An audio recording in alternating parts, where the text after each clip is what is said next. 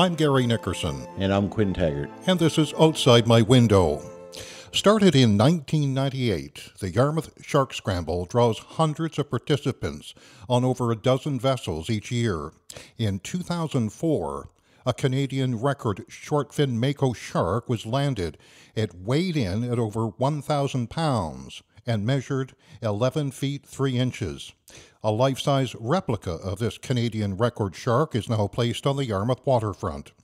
The Yarmouth Shark Scramble provides great opportunities and resources for both education and science, and each year, students and scientists from across the province attend the event, and the event also helps with tag and release efforts. Our guest today, Bob Gavel, one of the original organizers of the Shark Scramble. Welcome to the podcast, Bob. Thank you, Gary. It's good to be here. So take us back to 1998, or I guess pre-1998. You had an idea about doing a shark scramble. So why sharks? Well, it was just something I had heard that was being done. Actually, it was in Lockport, and they were holding them at that time in Eastern Passage. So I just thought with such a beautiful waterfront, and all the fishermen that take their livelihood from the sea here in Yarmouth, I just thought it would be a good idea if we could get something to take place here. So I made a trip to Eastern Passage actually during one of their tournaments, and seeing the activity on the waterfront and the amount of people that it drew, and the community supporting it so greatly. And I thought, yeah, well, why not? Let's get some volunteers together and see if we could get one started here. And basically, that's how it all got going. So, Bob, in the same vein, why not try to put that effort towards, say, the tuna festival? I mean, we used to have that going quite a while, or a different species. How come shark kind of came to the top of the pile of there? Well, it was such a rarity in far as recreational fishing, and there was so much to be learned, even for myself at the time. Everybody hears the word shark, but they don't really understand a lot about sharks.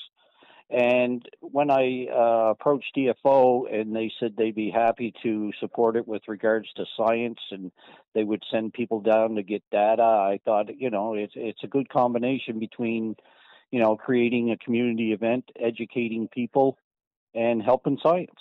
Now, of course, when people think sharks, they think Jaws. but what kinds and populations of sharks are there in our area here? I mean, I wouldn't have associated shark too much with the waters off Nova Scotia. There's a tremendous amount of sharks, and there's several different species which we've caught in our tournament in the earlier years. Some of them have been put on the endangered species list, so we no longer fish for them. But we've landed poor beagle sharks, we've landed thrasher sharks, blue sharks, short-fin mako sharks.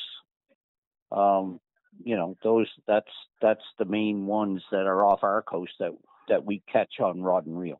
With the temperature of our waters, would we expect something like a 11-foot, 1,000-pound shark to come in? Oh, most definitely. The one that was landed, the record shark, was only about 20 miles in the Bay of Fundy, up the Bay of Fundy. Actually, it wasn't out towards Browns, Georges Banks, and them places. It was up the bay where it was actually caught. So, how far out do the guys go?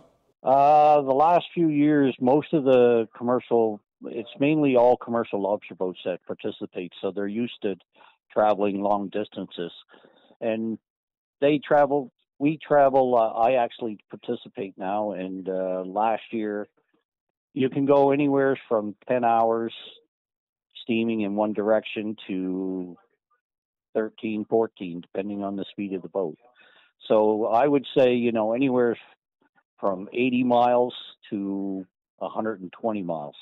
There's been such a fascination, hasn't there, Bob, with sharks? Can you talk about the shark scramble and how that may have drawn more people in to find an interest in sharks and the science and all of that? One thing that I've noticed over the years from when we started until the recent tournaments is the increase in interest from young adults, children. Um, that the science is there. They come, they ask a lot of questions. They get to touch sharks. The scientist explains a lot about sharks and where they travel, and so I would have to say, well, we have spectators from the age of 3 years old to 80 years old or older. People that come down that are just fascinated by the shark itself, the education they learn about how far they travel, their diet, you know, about reproduction. Science provides a lot of information during the weighing event on the Saturday. With the science, just for a second there, Bob. I mean, we're talking a bit about catch and release and tagging and the like. Is it electronics involved in that? Like, are you able to kind of go online and track a shark? No, most of their electronic tracking devices are used for white sharks, great whites, and sharks of that nature. Most of the tagging we do, like for an example, last year we landed, I think, around 40 sharks, but there was in excess of 100 that were tagged and released by all the different vessels and participants. And once these sharks are landed anywhere else, we get the information back on where they were caught, when they were caught, how long it's been in between the time they were tagged and caught. We've had sharks that we've tagged here at the Yarmouth Shark Scramble that were caught in the waters off Spain. So it's extremely interesting, and it gives a lot of information with regards to that for the science. Like because when the shark is caught with a tag, they'll measure it and things like that, and it'll give a lot of information to the scientists on how. Well, you can tell just how far they'll travel. It's amazing. Is the reverse also true? Are we catching sharks that have been tagged maybe in other areas? We've caught the odd sharks tag, but most of the ones that we've caught here are mainly sharks that we've tagged over the years. So I can't recall. Maybe the scientists could better prepare to answer that. I can't think of anything that we've caught that was tagged at a different location. We've caught some that was tagged at different tournaments throughout Nova Scotia, but nothing of any distance. It seems like the sharks, uh, for some reason, move off, and they travel long distances, and they'll come back and forth, or during the year for following bait or whatever their reason is for traveling. Is the temperature of the water a key indicator of like which types of sharks might be traveling in our area? Uh, Somewhat. With the increase in water temperature, will increase the amount of sharks that will be seen. That's for sure. We only fish the blue sharks now, and the blue sharks seem to like water 60 degrees and higher. Now, Makos, you may catch them in 50, 55-degree water. And so, you know, the water temperature plays a part in their travel for sure. And how are you targeting just the blue sharks? Like, what sort of technology and or intelligence are you using to make sure that that's your scope? We haven't really changed our practices that much. The only thing we've changed since we've strictly went to blue sharks is we go where the blue sharks seem to be the most of. So, like, let's say, for example, when we first started the Shark Scramble, we did a lot of our fishing up the bay and in the actual bay here of, within 3, 4 hours of Yarmouth. And now that the blue sharks, now that we've been restricted just to blue sharks, we tend to travel farther, and that's most of the reasons we go to George's Bank, which is a 10 to 12 hour steam from Yarmouth. Now, of course, there's always critics when you do an event like this. But what happens with the sharks? Like once you land them, they don't go to waste. No, none of the sharks in the 20 plus years we've been having the tournament have ever gone to waste. Um, at one time we sold them to a processor that salted the meat and sold it to Mexico. There's different processors that use it for different things, but no, the meat is always being used. Barbecue shark is always good. Well, a lot of people, mako sharks are one of the best eating sharks there is, as far as flavor and taste and whatever. Blue sharks are a little more, I don't know how you'd say it, pungent, maybe a little more off taste Sure. compared to other fish. I'm guessing, Bob, that sharks, being the predatory creatures they are, pretty high up in the food chain. Is that a correct guess? Yeah, they are in the ocean. They're one of the ones on that are higher on the food chain. They don't have a lot of predators.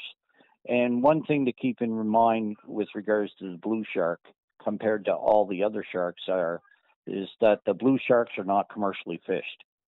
So they really don't have any human predators, so to speak, like a mako shark, good eating shark meat. A lot of people target those sharks, and not here specifically, but around the world.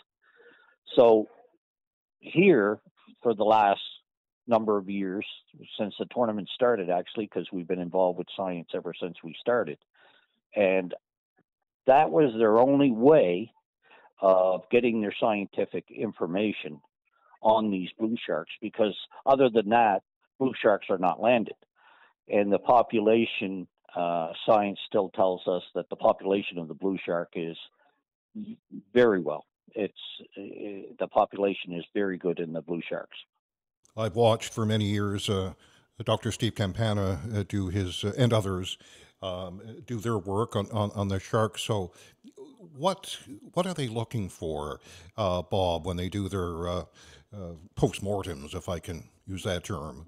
Well, they take measurements of the shark. They take weights. They take the sex of the shark. They'll look at the intestines of it. They'll look at the liver. They'll look at different things on their stomach contents, on what they're eating, and they look at all aspects of the inner parts of the shark. And every year we have students from Dalhousie's, biologists that come down. We have several different groups that come down and do different things with the sharks. They're looking for different things, each group. Of course, that science has been a linchpin critical to the Yarmouth Shark Scramble and some other fishing derbies around the province. I think many were shocked when they saw your recent Facebook post that you've had some communication with DFO, and it appears that this could be the last year for the Shark Scramble, again, according to DFO. What's going on, Bob? What are they telling you? Well, basically, the science data that they've gotten over the past so many years is becoming repetitive. They've noticed they don't seem to be getting a lot of new information to the amount they were when they first started. So they basically are concerned with the retention of the sharks, and I think some of that came from they were hearing that the fish weren't being used. So of course they had some concerns with that, which I fully understand. But that's not been the case. I've been in contact with several different organizers in the different tournaments, and none of the people in the tournaments that I'm aware of, none of the sharks have ever been wasted. Like I say, I can only speak for myself in the Yarmouth Shark Scramble. Our sharks have never been wasted in the 20 plus years we've been fishing this tournament. Now, they've talked about trying to introduce a catch and release tournament, which just won't work. There's a number of reasons it won't work.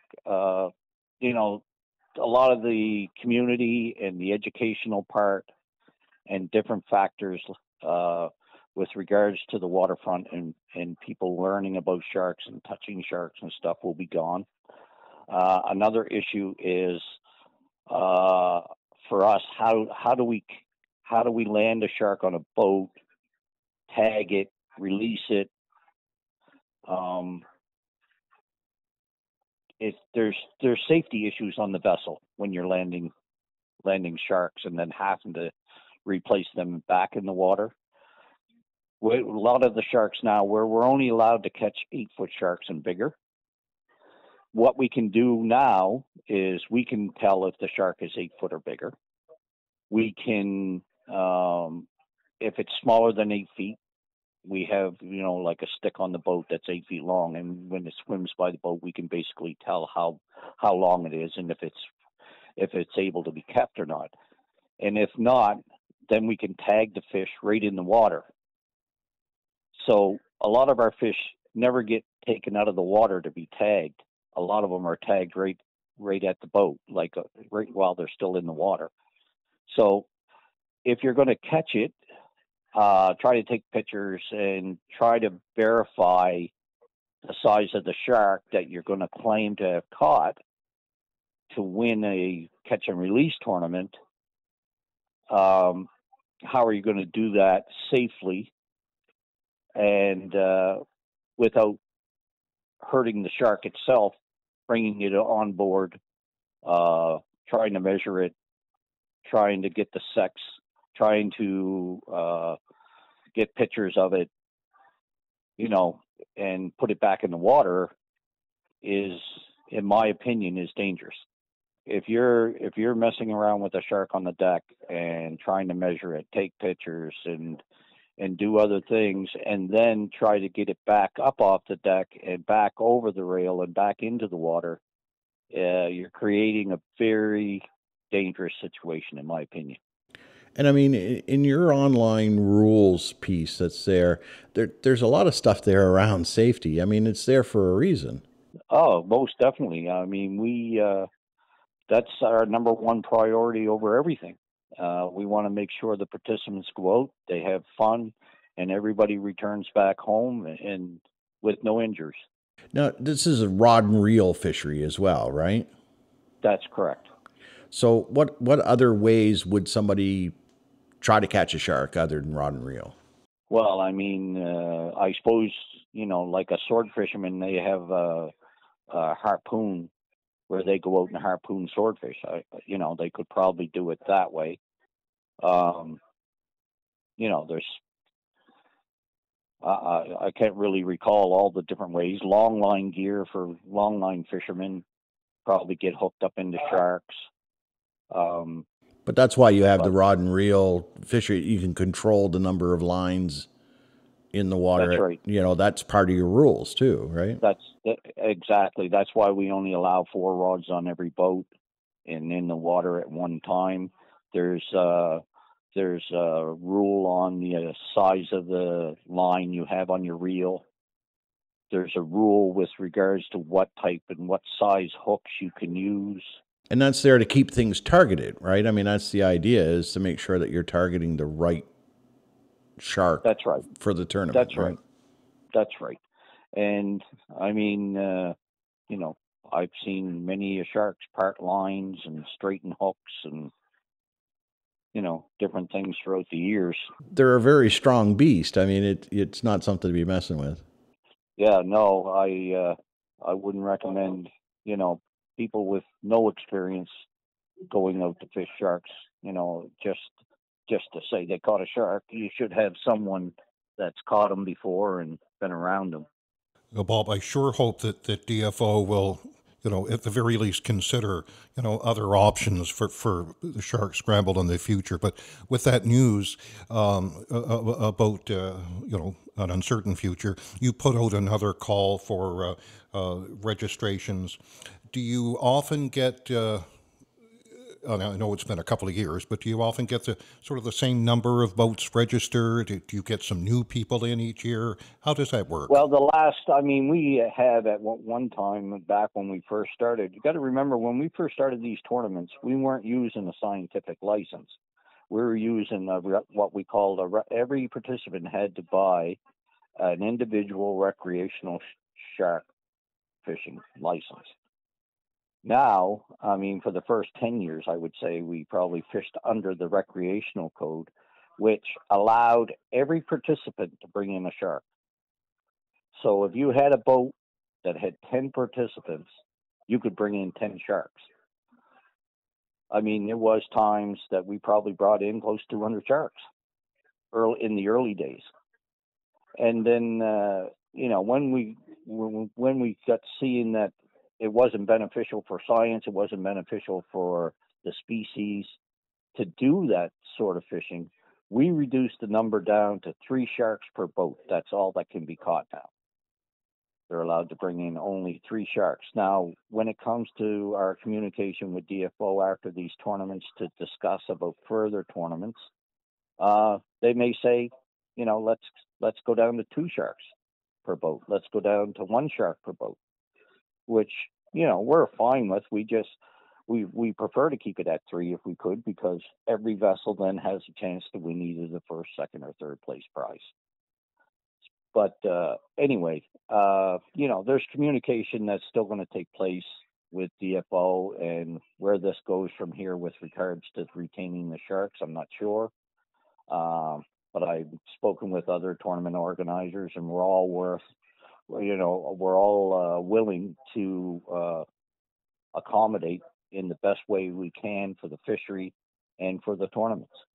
Bob, as we mentioned, the Shark Scramble brings hundreds of people to the Yarmouth waterfront during the event. Folks come down not just to wait and watch the weigh-ins, but I think we got a fellow by the name of Cliff Gavel who does a lot of an announcing and really entertains the folks young and old. Talk about that whole atmosphere, if you could. Well, the atmosphere on the waterfront is tremendous. I mean, we normally have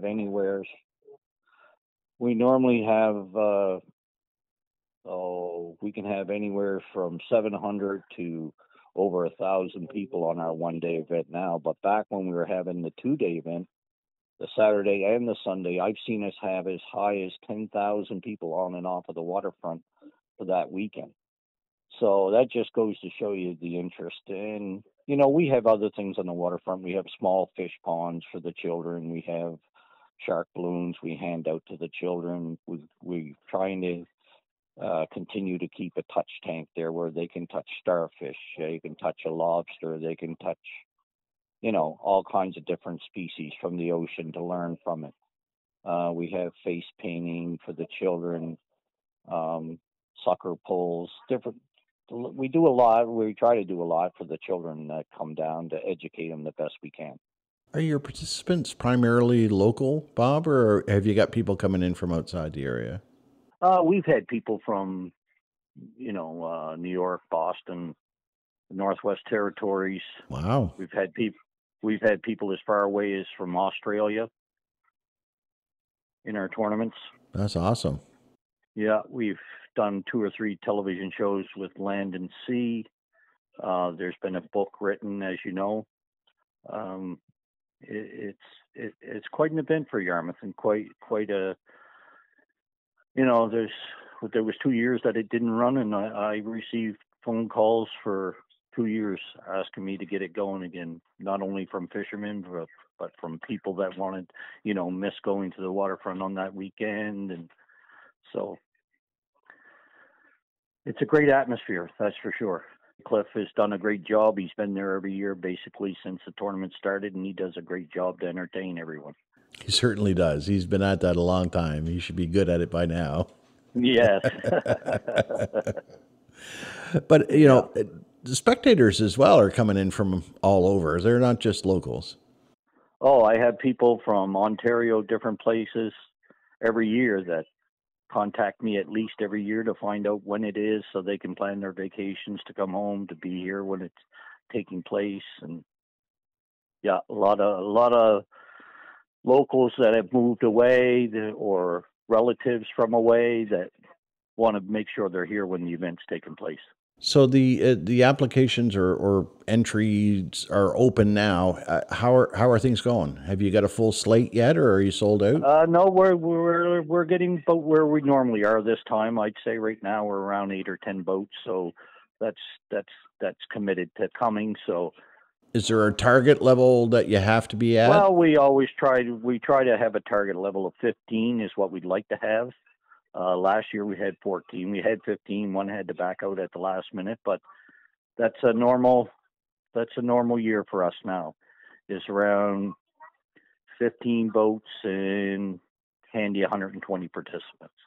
So just remind everybody of the dates for us.